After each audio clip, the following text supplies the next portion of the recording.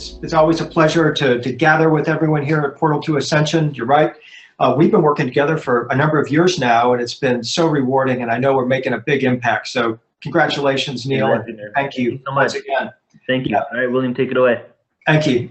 By way of introduction, as Neil requested, I have been doing research on our hidden spiritual origins, especially our spiritual past, these parallel mystery traditions, as they're referred to, since 1982. I mean, I can't believe it's September 2017. I'm actually celebrating my 35th anniversary of the first moment when I opened the book, so to speak. I was here in Nashville. I'm home today at Orion's Gate, the home Claire and I have here in Nashville. But 35 years ago, I was 19, 20 years old, and I was a sophomore at a small Southern Baptist college here in Nashville.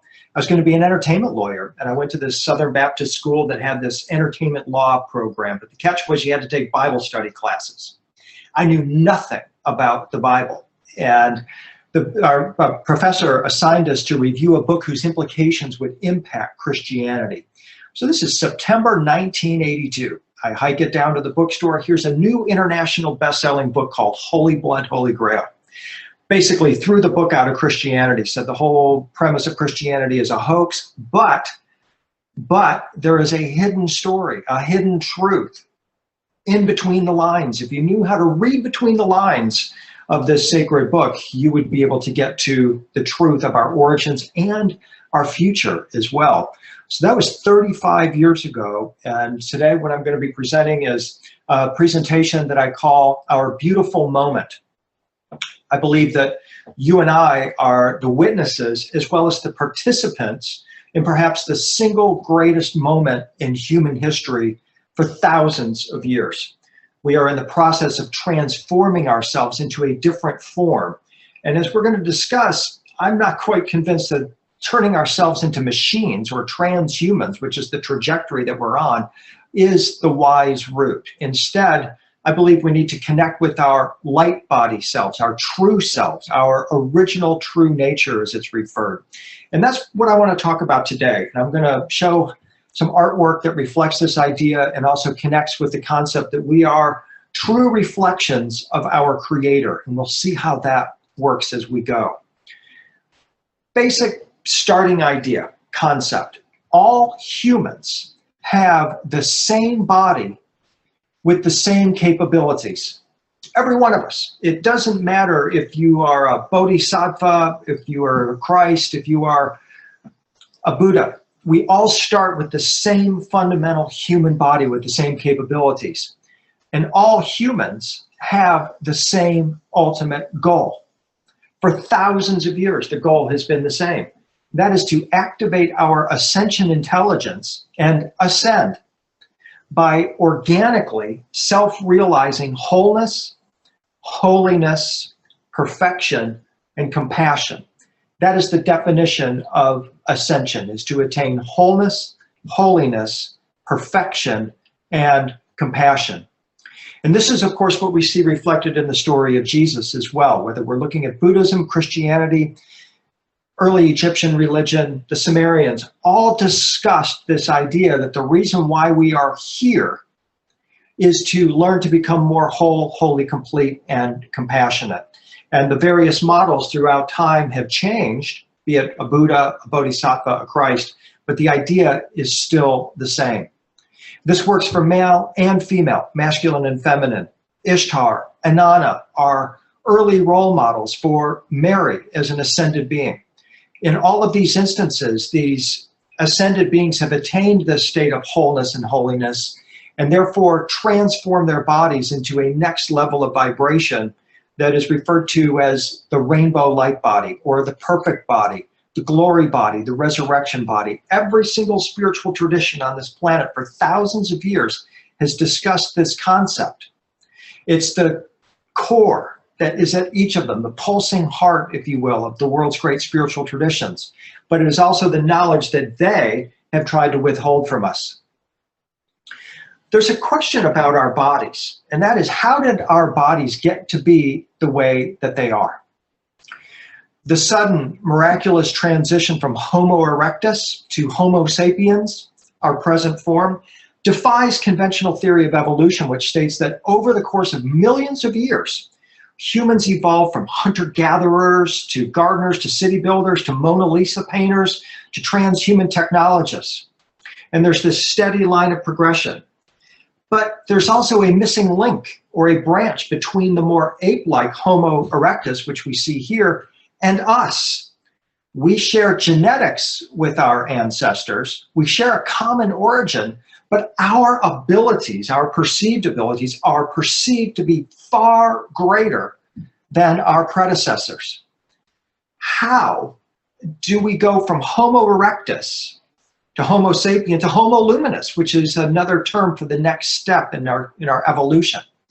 Something happened in between Homo erectus, Homo sapien, and now Homo luminous. The question is, what happened? And that's what we want to talk about in this presentation for Hidden Origins, is what was that something? We all have a good idea what that something was, but what was that something that transformed us? Evolutionary biologist Stephen Jay Gould rocked the zeitgeist in 1972 with his theory of punctuated equilibrium, which states that great changes in species happen very rapidly, followed by long periods of stasis where there's little or no change. And this is where we've been for the past many thousands of years, in a period of stasis where it doesn't look like a whole lot is going on, but in fact, things are about to change in the blink of an eye. Punctuated equilibrium is used to explain the sudden activation of our capabilities in the past, and is also unfolding at this very moment as new capabilities are coming online, literally. I'm just going to try and do something about this little message I've got here in the bottom of my screen, and I apologize for that being there. And it's still there, pardon me. Also, William, not sure if you have a presentation or if you're talking directly, so if you wanted to share a screen, it's not showing up. Thank you, Neil, very much. Yeah, we definitely want to share the screen. I thought I had some images, and now I have to press share screen. Okay, thank you, Neil.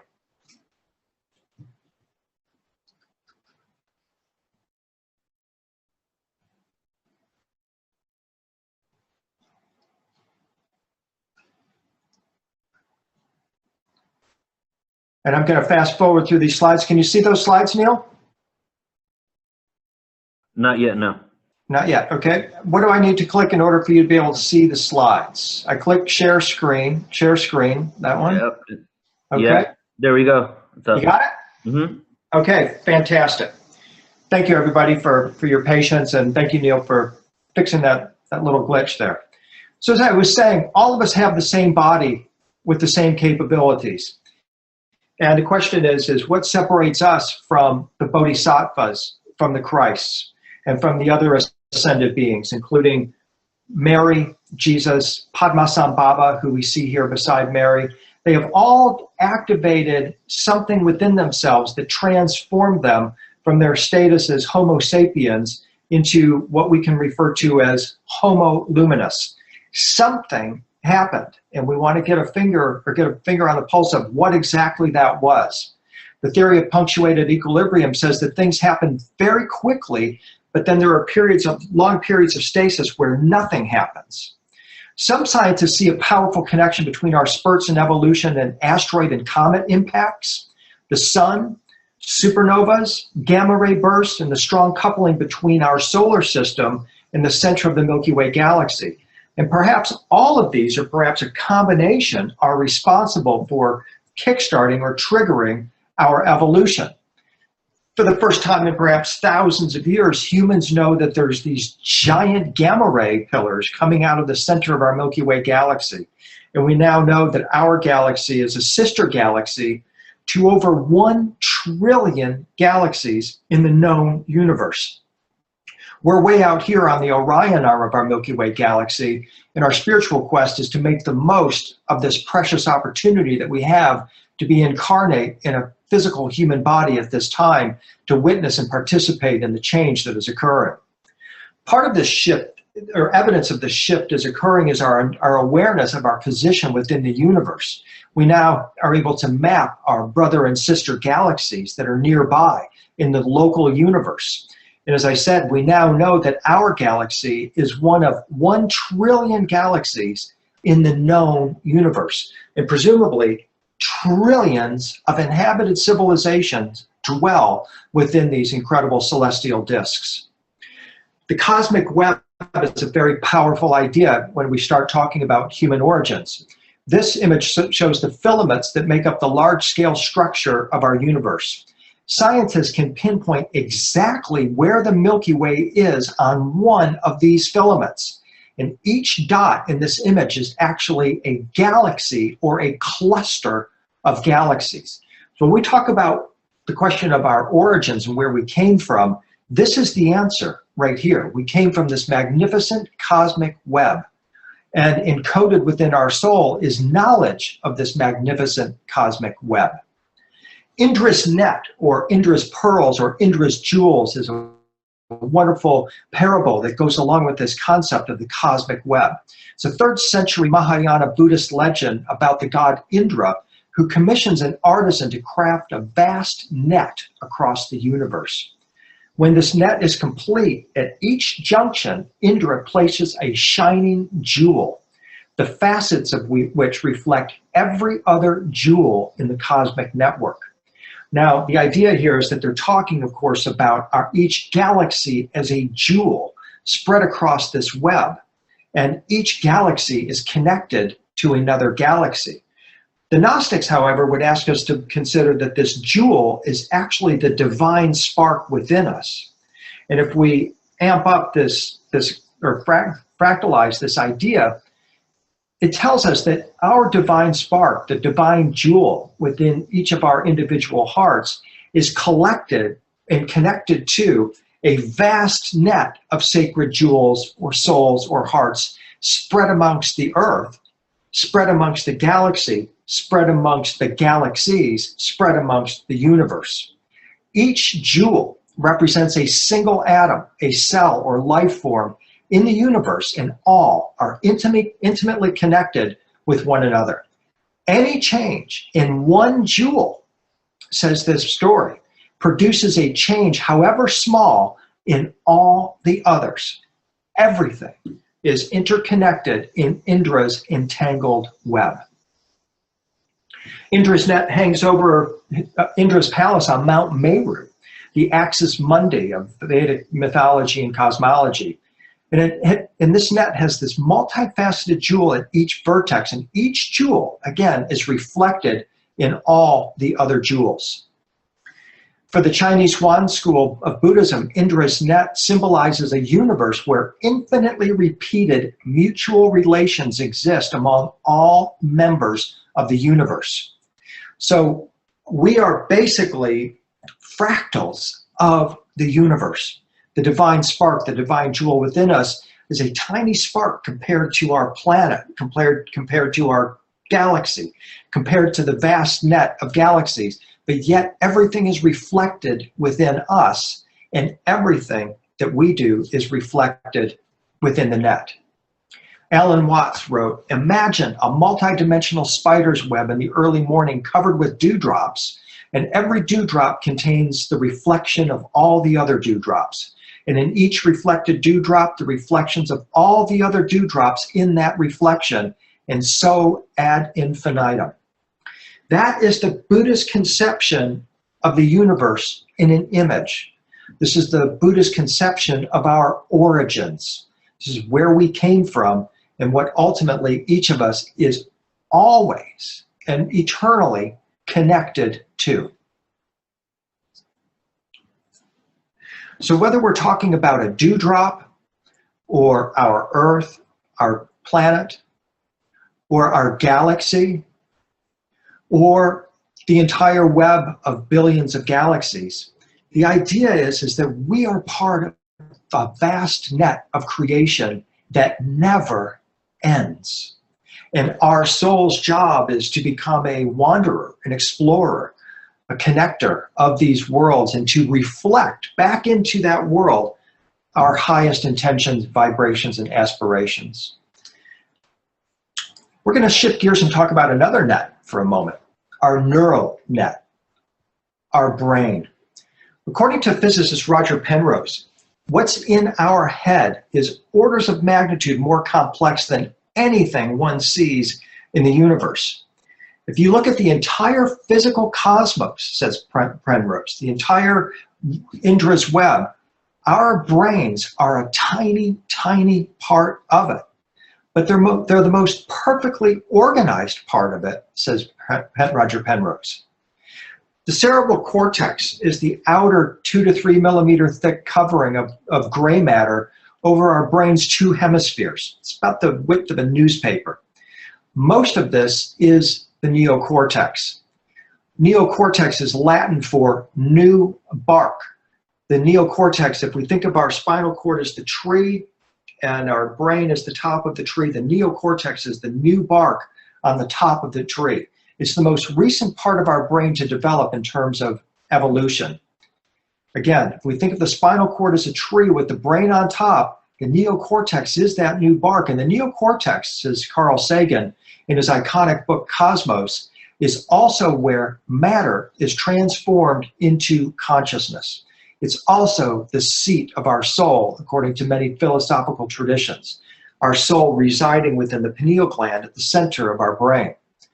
Where the skull divides, there lies the gate of God, says the Taittiriya Upanishad. The neocortex is what makes possible our judgments and our knowledge of good and evil. It's also the site from which our creativity emerges and is home to our sense of self. It's the home of all that aspects of ourselves that define us as uniquely human. I love this beautiful image called Self-Reflected. It was made using an elaborate combination of hand drawing, deep neuroscience research, adapted brain data, and incredible strategic lighting. And it gives this idea of our neocortex as this incredible light center that is enfolded or entangled within Indra's web. The realm of intuition and critical analysis, it is the neocortex where we have our ideas and our inspirations, where we read and write and where we compose our music and do mathematics. Sagan again says that it is the distinction of our species, the seat of not just our soul, but also our humanity. Civilization, he says, is the product of our cerebral cortex. But as we're going to develop here, there's a great mystery about exactly how our cerebral cortex was activated.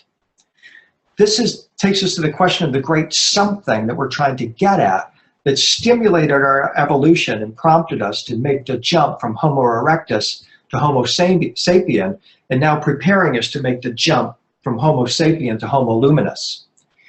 Sagan believes that extraterrestrials, when they visit our world, will have brains slowly accreted by evolution as ours have. So Sagan isn't believing in punctuated equilibrium here. He's thinking our neocortex was activated by a slow process of evolution. And he also believes that hypothetical extraterrestrial civilizations will share similarities with our neocortex. He believes that any successful long-lived civilization will, by necessity, have resolved the tensions of our various brain components. The reptilian brain, the mammalian brain, the neocortex, always in conflict with one another. Different needs, different hopes, different dreams, different aspirations. Extraterrestrials, too, he says, will have extended their mind extrasomatically into intelligent machines. This is a very important statement by Carl Sagan because it points to the fundamental issue, if you will, about extraterrestrial visitors who some believe had a hand in our origins. What he is saying here, and what other researchers into extraterrestrial civilizations maintain, and I agree with, is that there's only two ways that extraterrestrials will come here, at least two forms, rather. One, they will be machines, robots, or two, they will be in light body form. The reason why it's only those two is because flesh and blood beings cannot inherit the kingdom of heaven, according to the Bible rule. The reason why is our flesh and blood bodies are too fragile to sustain themselves in space. This is why NASA is in the process of turning us into transhumans, part human, part machine, so we can then go colonize the moon, Mars, and beyond. But I don't believe that that's the path that we want to take, and it's not the path I believe that the extraterrestrials we wish to study came to this earth in that form. I believe the ones we want to study, came to Earth as light beings. And by following that path, we will put ourselves on the path of spiritual ascension. Some of these ideas about transhumanism can be found in my book, The Singularity is Near, in which I document the emergence of the next human. Our point of origin thousands of years ago has led us to this moment right now, in the next 25 years at most, when Homo sapien, as a flesh and blood being, will cease to exist and will be replaced by a transhuman being, a being with synthetic body parts, a being that is more machine than flesh. This is happening right before our very eyes, and we are the generations, the baby boomers, the millennials, and the Gen Xers, who are not just witnessing this transformation, we are the ones who are pulling the trigger on this transformation. My work since 2002, when I began tracking this confluence of technology and its influence on the human body, is solely devoted to trying to wake up as many people as possible that we do not want to turn ourselves into machines. We want to follow the spiritual path. And what we are actually doing is following an ancient impulse to replicate the ultimate power garments of the divine beings. But these garments were not technological, they were spiritual garments. They were aspects of consciousness that these divine beings had activated. They activated their crown of salvation. They wore a rainbow necklace of immortality. They possessed the rings of gold, the elixir of life, and the miracle garment. But these are probably not actual physical garments or tools. These are awakened crown chakras, awakened hearts, throats that speak the truth. They ring with cosmic sovereignty. In other words, they have tapped into a cosmic vibration coming from Indra's web that enables them to be fully sovereign beings. By transforming ourselves into machines, we take away our sovereignty. Even governments today are scared to death of Google. Google's mantra is do no evil, but actually all you have to do is take out the word evil and you have what Google actually is, a force on our planet, among other forces, that is attempting to turn us into slaves. Slaves to a new web, slaves to the internet of things, where our bodies will be linked to our toasters and our microwave ovens and our automobiles and all the other crap that Silicon Valley wants to sell us. They view us as a thing, an object to be manipulated and to be transformed. It's the least spiritual endeavor you can imagine any force on the planet attempting to endeavor to pull off on humanity. But yet we are right in the middle of this transformation. Between now and 2020, you'll see the rise of the robots. After 2020, we'll see the ability of humans to copy the contents of their brain, put it into a robot if they choose, and achieve a sort of immortality that way. But the ultimate goal of the transhumanists is to get us to drop our physical bodies altogether and turn ourselves into cartoons, to turn ourselves into digital avatars that exist in a new simulated reality that they're creating on the web. Every time you go online, you are creating this next or twin version of yourself that interacts with corporations, governments, and intelligences beyond our comprehension. This second self can be thought of as your avatar. Everything that you do on Google, Facebook, Twitter, Amazon, eBay is being recorded. Every email that you send is creating the cells, the atoms, the body of this ephemeral light being that will live in this temporary world. It's a form of digital resurrection and ascension. It's not at all what Jesus was able to manifest, or Buddha was able to manifest, or Padmasambhava, or Mary, or Ishtar, or other divine beings. But it's what Silicon Valley wants to see as the next level of human evolution. Not following the path again of Krishna or Jesus, but following the path of Silicon Valley, where they want us to strap on these virtual reality goggles and leave this reality behind and enter into their reality. Facebook's sacred spaces, where we will turn ourselves into a cartoon version of ourselves that will interact with cartoon versions of our friends in a cartoon world. This is their vision of All of human evolution has pointed to this very moment where we lock ourselves in a black box in Silicon Valley. This is the point of all of this? Is this? I don't think so. And what we have to do is wake up from this moment. Our beautiful moment will happen when we realize following this path into digital immortality is not the way we are wanting to go. We are living that turning point. All of human history has been rushing towards. Call it the ascension, the transformation, disclosure, the event, or as I refer to it, the beautiful moment. We're living it. We're breathing it. It's happening at this very, very moment. We are the bridge between two different humans. Homo sapien is over with. Homo luminous is coming online, as is transhumanous. The choices that we make at this moment will affect all of humanity forever.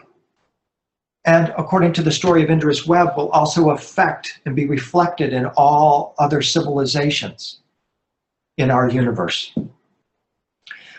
Let's go back and talk about the brain just for a moment. According to John Hoffaker, an archaeologist at the University of Colorado, our neocortex was mysteriously switched on or charged or awakened, my terms, 75,000 years ago. In fact, there is archaeological evidence for the evolution of a human superbrain no later than 75,000 years ago. And I put that on the table as the starting line of our timeline of human origins. Suddenly, human brains began to be linked together through a thought sphere, an intranet, if you will, this superbrain concept. And Dr. Hoffaker's work shows us that this happened 75,000 years ago. What exactly happened is we want to figure out. What was that something that suddenly triggered the awakening of our neocortex and caused us to leave behind an old into machines.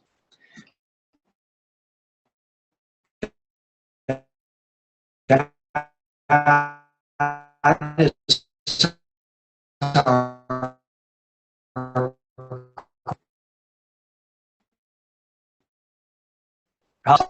I'm going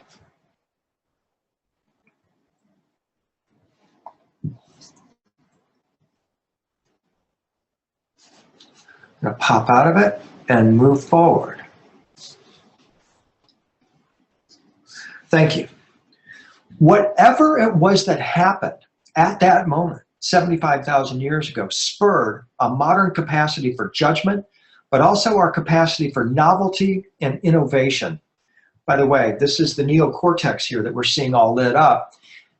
This next slide, this is the internet, looking very brain-like, and the internet is growing more and more conscious, aware, and intelligent every day. Corporations like Google and Elon Musk's Neuralink proposed putting smart dust in our neocortex that will link all 7.5 billion brains on the planet together into one giant synthetic global brain. The argument is why would you want to have the power of your one lowly brain when you can have the power of 7 billion brains? This is what we're in the midst of right now with Elon Musk and his desire to implant technology in our human brain that he believes will ultimately save us from artificial intelligence. And if he can't save us on the Earth, he plans to make a backup copy of ourselves, blast it to Mars. I thought Earth was supposed to be our home. Why are we suddenly looking at escaping to Mars? Well, because they know the dangers of this technology, and that, in fact, this could be the doom of humanity if we allow this technology to progress at the pace that it's currently progressing at. Musk's lifetime goal is to see 1 million people on Mars because he wants to make a backup drive for humanity. What if we spent those millions and billions of dollars trying to escape the planet on trying to understand our brain and its capacities? In a TED Talk given in 2010, neuroscientist V.S. Ramachandran observed that about 75,000 years ago, there's our number again, two separate scientists in different fields, both giving us the same dates, 75,000 years ago, there was a sudden emergence and rapid spread of skills unique to human beings, like the use of tools and the use of fire, shelters, and the use of language, plus the ability to read another person's mind and interpret their behavior and intentions. All of this happened basically at once, says V.S. Ramachandran. And this is the formation or the kickstarting of Hofecker's superbrain. So what occurred to make this happen? The brain capacity was already in place 200,000 years ago, but something happened about 100,000 to 75,000 years ago. Ramachandran claims it was the appearance of mirror neurons in our neocortex that gave us the ability to imitate one another's actions. Monkey see, monkey do, in other words. When these are activated, a person can watch someone do a complex task and learn how to do it immediately. They don't have to go through the thousands of years of evolution in order to learn how to accomplish that specific task. Ramachandran and researchers at UCLA found that mirror neurons in the frontal area of our neocortex will fire when a patient watches another patient being poked. This is why they're called mirror neurons. And we can now mirror one another as a result of the activation of these special neurons. The mirror neurons actually, says Ramachandran, dissolve the barrier between myself and others. They form an invisible web, if you will, linking my brain to your brain to all the other billions of brains on the planet. It's as if we already have an intranet within our consciousness. And using this ability, we know that we can now use sacred art as a way to activate our neocortex. By mirroring what we see in these images, we are actually promoting, or actually programming rather, our mirror neurons to fire as if as if our mirror neurons are firing, as if we are being transfigured into light, exactly the way we see Jesus being transfigured in this painting. The epigenetic model says that we can change our body by thought alone. And so if we think that, as we're looking at this painting of Jesus and his neurons firing in an extraordinary way, mirror neuron theory says that our mirror neurons are also firing in sympathy or in empathy with Jesus at this moment. The theory of neuroplasticity says you can change your brain by thought alone. So maybe we don't need smart dust sprinkled in our neocortex in order to change our brain, to put us on the path of ascension. Maybe we just need to begin to mirror all of the divine figures who have accomplished the ascension before us. Well, let's get back to our question of what was that something that activated our mirror neurons in our neocortex. What was it? Cooking meat, psychedelic substances, climate change, all are involved. Earlier, we talked about our relationship with the galaxy and the galactic center as a possibility. There are numerous contributing factors. But why not cosmic visitors, as the ancient Sumerians and Egyptians claimed? Why not extraterrestrial visitors who infused humanity with a light or a vibration and transmitted their light or vibration to us, giving us the same capabilities that they possess, perhaps activating our neocortex just by thinking it into activation. Throughout Egypt, we learn stories of a god named Ptah, the god of technology, who was actually credited with fashioning our human body. Here's Ptah's business card. It says he is the architect of heaven and earth, the master craftsman in working metals, sculptor, designer, and fashioner of the bodies of men. He was a blacksmith, sculptor, and mason of the gods. Now, what I find most interesting about this depiction of Ptah is that this creator god has in his hieroglyph what appears to be a double helix of DNA. And this makes perfect sense if the Egyptian stories are true, that he is a celestial being who came from Sirius and had a hand in tweaking our DNA, creating our present form of our body. What was the purpose of his tweaking? Well, the answer is that in the Egyptian religion, Ptah enabled humans to attain their robe or garment of light, their ascension bodies. This is Nefertari here, beautiful scene from her tomb in Upper Egypt. We see Nefertari wearing excuse me, I'm going to go back. We see Nefertari wearing a transparent linen garment with a red sash tied around her belt, or tied around her waist. That symbolizes an umbilical cord, a thread of Indra's web. The bright white garment of light symbolizes her attainment of her ascension body. And in this depiction, she is offering thanks in the form of 4 linen strips to Ptah, saying to him, "Thank you, Ptah, for tweaking my DNA in my interpretation of this scene so that I am able to attain my light body or resurrection body exactly like you are wearing in this scene as well." This is the something that I believe activated our neocortex, activating these abilities within us, not so that we can become a slave race, as some have proposed, or any other reasons other than our DNA is tweaked in order to become a more effective, in order for our body to become a more effective ladder or stairway to heaven, an ascension vehicle for our divine spark. And this is why we see the double helix in Ptah's hieroglyph and why it matches the backbone or stairway to heaven of Osiris. All of Egyptian religion is dedicated to the idea that the gods came down. Ptah came here and assisted us in tweaking our DNA and assisting us so that we can attain our light body, our resurrection body, and ascend into the heavens to become a celestial being, a star being. The pyramid texts are devoted to this idea that humans can become like lightning, that they can become plasma beings, that they can become star beings and travel for eternity on boats of heaven as celestial or star beings. This is what the Egyptian religion is about. This is what Christianity is ultimately about. For that light body that Jesus manifested is the plasma body of the divine gods of ancient Egypt. And this is exactly what subconsciously the engineers, the gods and goddesses of Silicon Valley are attempting to recreate with their technology. They believe that the next step in human evolution is for us to become machines so that we can then colonize the galaxy.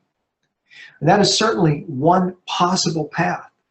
But the ancient Egyptians, the Sumerians, the Tibetans, the Christians would all argue that we can do this spiritually.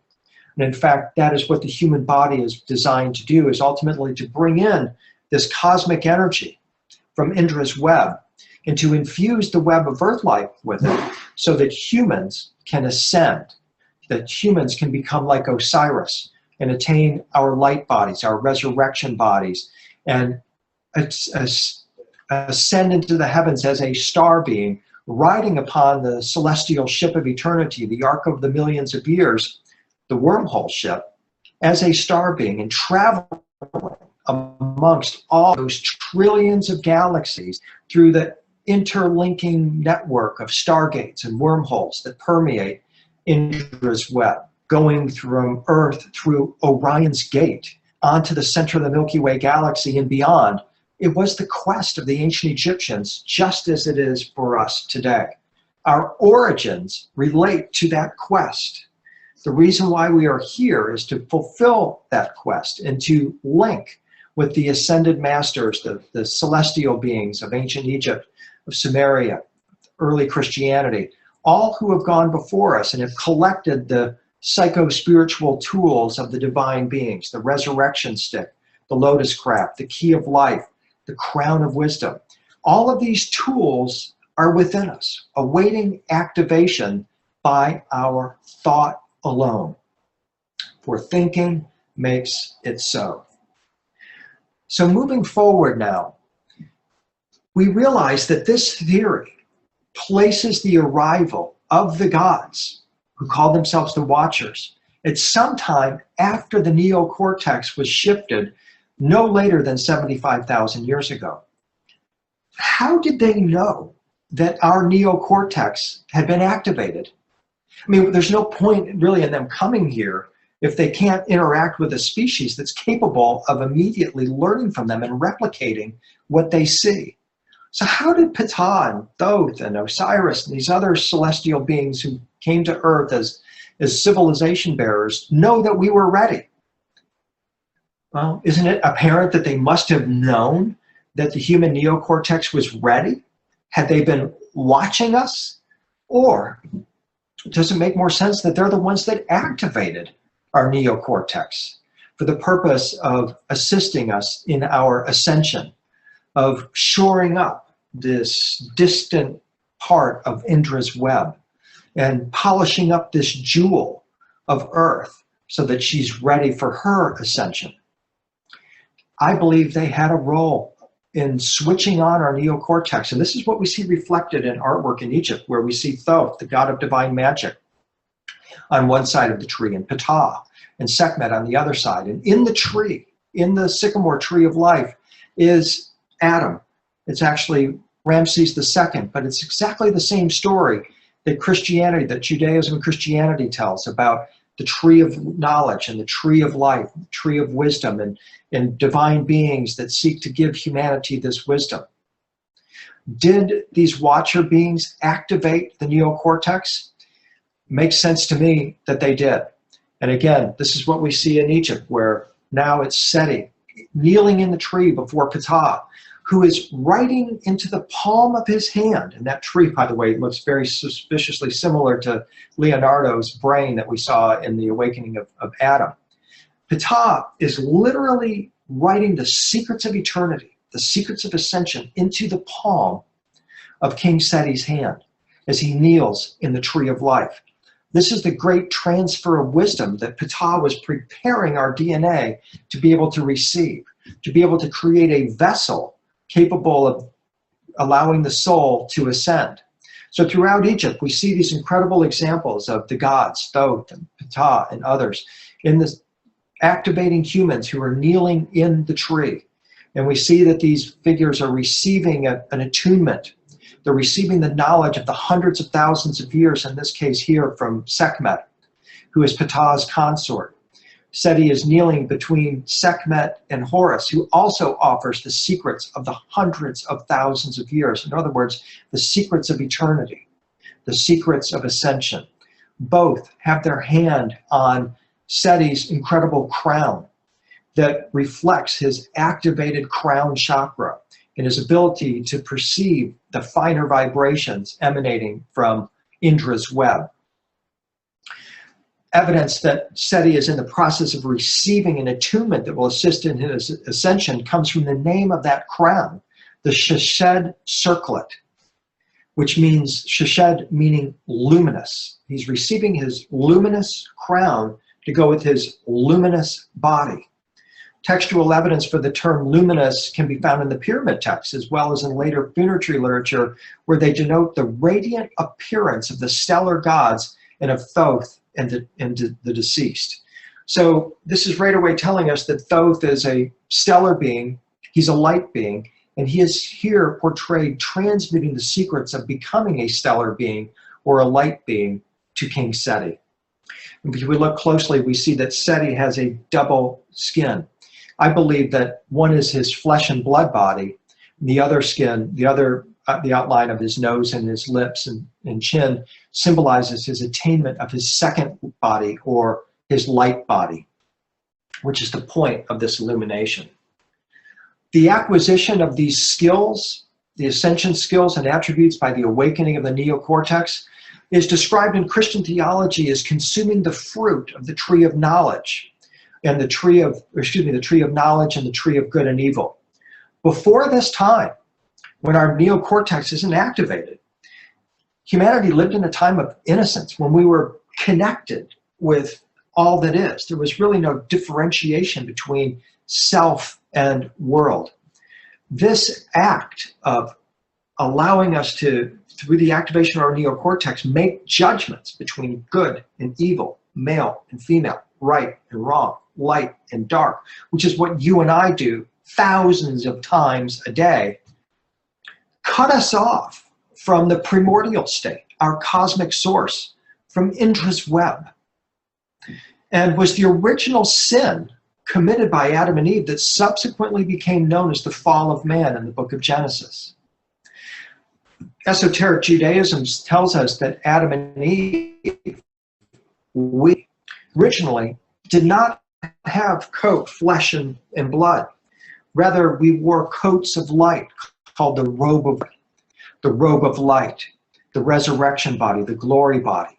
The Zohar, the Jewish mystical book, tells us that when Adam dwelt in the Garden of Eden, he was clothed in the celestial garment, which is the garment of heavenly light, light of that light which was used in the Garden of Eden. This is the same stellar body that Thoth, the celestial being, dwelled in. And that when he activated Seti's neocortex, he enabled him to reclaim that light body. What this means is that when we lived in the Garden of Eden, we were in a different form. We had what was called perfect bodies of light.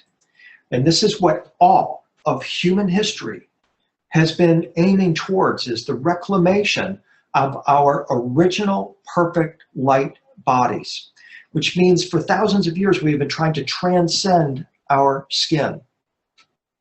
As the Genesis tale says, after Eve ate the apple of wisdom of the tree of knowledge delivered by the bright serpent, we were expelled from Eden. We fell from our original perfection.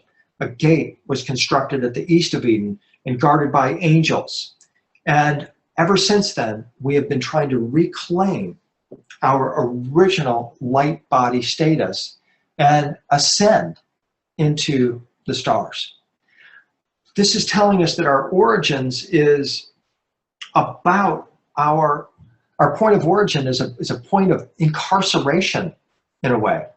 It's a point of a period of evolution where humans are perhaps doing what no other beings maybe have done before, and in inhabiting a physical human body in this way, and forgetting our connection with our source, but yet having hardwired within our neocortex the capability of reunifying with that source. And that's what we're in the process of doing now, is awakening, remembering, putting ourselves back together, and reclaiming our place in the cosmos. For Buddhists, the ultimate goal of spiritual practice is to awaken to one's true nature, which is the nature of a fully enlightened Buddha. The fully enlightened Buddha wears the rainbow garment of light, the rainbow body, the garment of glory, which is the same as the garment of glory worn by Adam and Eve in our original place in the Garden of Eden before the so-called fall. Every spiritual tradition, as I said a moment ago, has a teaching about how we attain or re-attain our glorious rainbow light body. My work has been devoted to weaving together what these various traditions say about the light body, how we activate it, and how we reconnect with the divine beings who have come and gone before us. What I have shown is that in the Tibetan tradition of Padmasambhava, who is the great master teacher who acquired this perfect light body, that when he wears the crown of glory and holds the resurrection stick and has the Vajra, the Egyptian, or rather the Tibetan key of life, and manifests the golden rays on the lotus throne, he's doing exactly what Ptah sought to do with the activation of our DNA, to unlock the ability within us to be able to transform from our flesh and blood state into our ascended light being state, to once again become whole, holy, and complete beings, mirroring the body of the celestial beings. And the great promise of Christianity, of course, the omega point of Christianity, is that when the second Adam, Christ, appears at the second coming, we shall be like him. We will be transformed into bodies of glory mirroring that of Christ. This doesn't mean we're going to be 5 foot 10 inch tall Jewish guys with long hair and a beard. It means, rather, as in this painting by William Holman Hunt, that we are going to manifest our rainbow light body, our glory body, our resurrection body. We shall be changed in a moment, in the twinkling of an eye, at the last trumpet. For the trump will sound, and the dead will be raised imperishable, and we shall be changed. This is the promise and the premise, once again, of this spontaneous, instantaneous moment that we are living right now, in which we can spontaneously and instantaneously transform into our true form.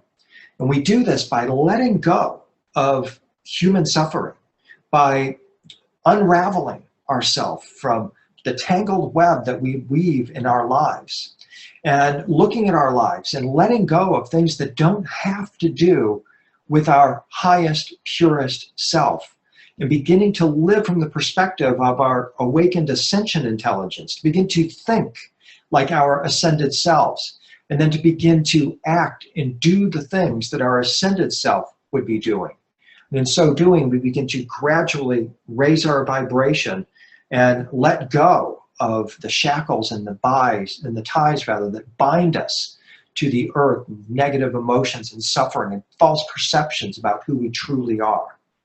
And again, this is the moment that we are at right now, where Silicon Valley wants us to indeed drop our physical bodies, just as resurrection and ascension teachings talk, but they want us to turn ourselves into cartoons, where the contents of our brain, which they equate with our soul, will be copied into a cartoon version of ourselves that lives in a black box in Silicon Valley.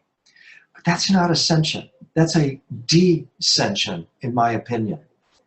And the only way that we can rescue the human race from a life of suffering in this black box is to educate and illuminate as many people about the existence of their true second self. Not the one that they're building on Google and Facebook and Amazon and eBay, but our light being self. And this is what, again, my work is devoted to, is to trying to help people to be able to visualize, to understand, to connect with this next better version of ourselves. And that is what this time is about. Because humans are made in the perfect image of God, we have the spiritual capacity to participate in or mirror Jesus's divine glory as image bearers and reactivate our light bodies. If you don't like Jesus, look at Buddha, look at Ishtar, look at Mary, look at Padmasambhava, look at numerous other examples of beings who have completed this process of ascension. The Bible is specific about us possessing the spiritual capacity and the genetic capacity to do this. As was the man of dust or carbon or earth, so also are those who are of the dust, says 1 Corinthians. And as is the man of heaven, so also are those who are of heaven.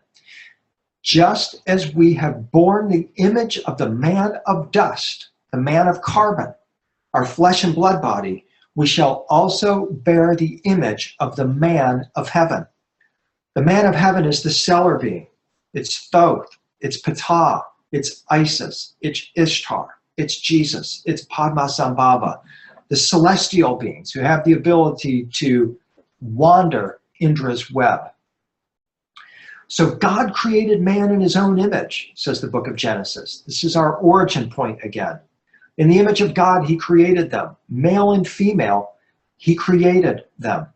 This is a very key point because it tells us that we have within us the very image of God. And what we need are the tools that will enable us to awaken this. Part of these tools are the activations of our consciousness, but also imagery is another key tool as well. I'm very fascinated by this particular image from 13th century in England, where we see Jesus as the creator God holding the compass and with the earth in his other hand. And when we look at his compass and look at the image of the earth, we see that what he is actually working on and pointing to is what today is referred to as a Mandelbrot set. This is a very powerful fractal that encodes within it a very powerful teaching about our origins, but also about where we are going as our next step. The idea with this fractal image, the Mandelbrot set, is that at every level of magnification, the pattern of this fractal repeats itself into infinity. It is a mathematical icon that has been called the thumbprint of God. The metaphysical message of the Mandelbrot set corresponds precisely to Indra's net, the story that we talked about at the very beginning of the interconnected network of galaxies, of souls, of planets. So as we look at this image here of the Mandelbrot set, that we see that as we magnify it, it transforms into itself at every level of magnification. And if a programmer looks at the Mandelbrot set and wants to change some tiny detail, maybe make one of the bumps go away, they can't do it without going back to the original equation and changing it. But if they do that, they change everything. They tear the universe down and build another one from scratch. So within the Mandelbrot set, we see the richness of our unity and also the richness of our individuality. We are, in our bodies, baby Mandelbrot sets. And that's what I'm going to show you here in just a moment. So let's just follow this. We're just zooming in, picking one of the levels here and zooming into it and seeing that at each level we see the same thing.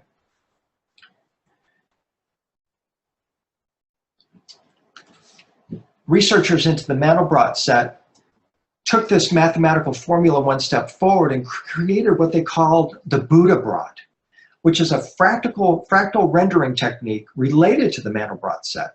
Its name reflects its uncanny resemblance to classical depictions of the ascended Buddha, seated in a meditation pose with a forehead mark and traditional top mark.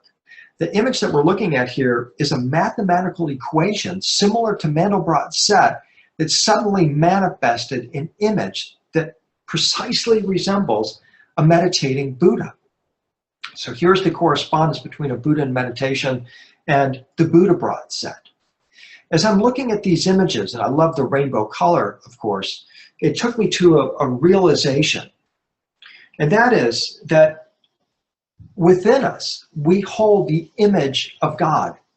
And many of us are fooled, I believe, by the idea that that image is of our flesh and blood bodies. But it's not. The image of God that we are made as a copy of is similar to the Buddha-brot that we see here. It's our light being that we are made in the image of God, not our physical body. The similarity of the form of the Mandelbrot set with representations of the meditating Buddha has been frequently noted. And if Buddha was indeed used to symbolically represent the Mandelbrot set in ancient Hindu culture, this brings about an amazing and significant discovery because the Mandelbrot set was supposedly only discovered in the 1970s and early 80s thanks to computers. I think what we've tapped into with the Mandelbrot set and the Buddha-brot set is something very fundamental about our being, about our origins, that we are made in the image of God, but that image is in fact the rainbow body, the resurrection body, the glory body. And the similarity in form of the Mandelbrot set and the representations of the rainbow body therefore make perfect sense. This is the image that we will mirror in our ascension. We will look like these ascended beings, not in a physical form, but in a metaphysical form, in our light body form. This is the next step in our evolution. And the promise is that once we attain this next level, we will be able to phase back and forth between our immortal light bodies and our mortal physical bodies in order to assist others who wish to or seek to make this transformation. So through the lens of the rainbow body, the Mandelbrot set, and Indra's net, we can see that our souls reflect each other. We have traced our origins to this vast this vast web of the universe. And we can see that my soul, like your soul, contains the reflections of all other souls in the universe, in all one or over 1 trillion galaxies. In fact, the entire universe, according to this teaching, can be found in my soul, and in each reflection in each soul, and so on ad infinitum. This is the great message of the universe. This is the great message of our origins. And to me, comprehending this message is the realization of all human spiritual evolution and represents our beautiful moment together.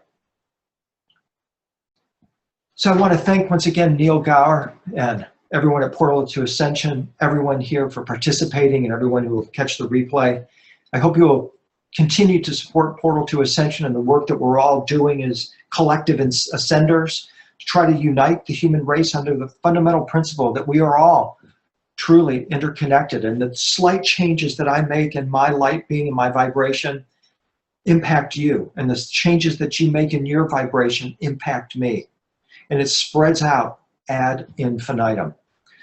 I hope you'll consider visiting my website, williamhenry.net, where you can find lots of materials about my work on the Rainbow Lightbody.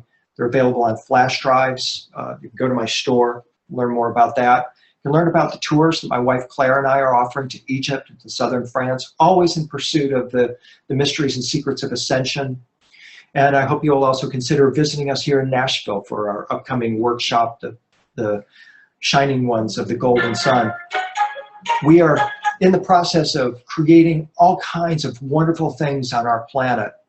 And it's my pleasure and my honor to have spent this time with you today. Namaste to all of you. God bless, and I look forward to seeing you again soon.